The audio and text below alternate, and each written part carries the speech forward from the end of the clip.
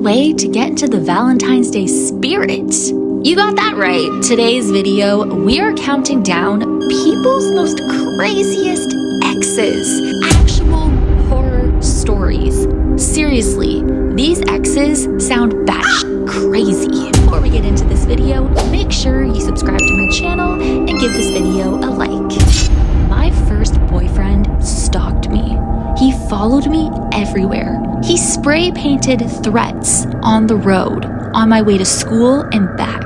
We saw the movie Saw together. So there were lines that he would say such as, "Anne, I want to play a game." He tried to kill me and he set my house on fire, all because I broke up with him after 4 months. I was 14. He was 15. I've always dated psychos. This was only the first one. 2 years after I ended things with my ex-girlfriend, she attempted to contact me again. I wasn't having it.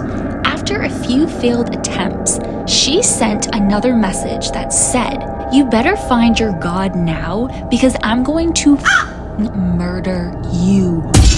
I had an ex-boyfriend who managed to carve a 3-foot heart-shaped hole into the plaster of my attic wall. It would have been funny and kind of sweet if I hadn't broken up with him the week before. I still don't know how he got in the house.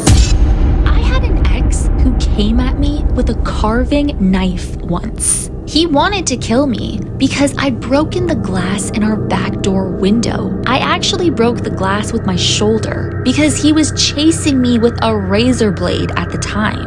Okay, why are men just men? I dated a guy for about 2 months, and he had an insane ex-girlfriend. She showed up at his house no less than a dozen times over the short period that we dated. They had been going out for a year, and she just got crazier and crazier. Even after we broke up, she continued to stalk me, sending me Facebook messages and texting my phone. I end up switching numbers and getting rid of my real name online. 5 years later, she gives up stalking me when he gets engaged to a girl and moves out to Texas. She then moved out to Texas. She then lured his fiance into a parking lot of a Denny's and stabbed her in the face with a fork. My high school boyfriend, I split up with him. He was already controlling, judgmental, and abusive. I was moving on to college at the local university. He went effing crazy, lost his goddamn mind. He began by threatening me through messages, about 200 messages a day, phone calls, showing up during my classes, showing up at my house. He broke into my car and sat in the back seat. My best friend and I had gone to the movies, came out. I was going to drop her off at home, and she noticed a huge mark on the passenger side of the car. I looked in the back seat, and there he was, laying on the floor, trying to hide. He then broke into my dorm room. I then left the dorms because I felt unsafe and moved into an apartment not far from the college campus with 2 female roommates. He found out where I was living and broke in there too while I was in the shower. Told him to get the F out, and he came after me with a knife. I guess one thing that we can all agree on is that people are insane. These stories are crazy. And there's hundreds, thousands more of these stories on the daily.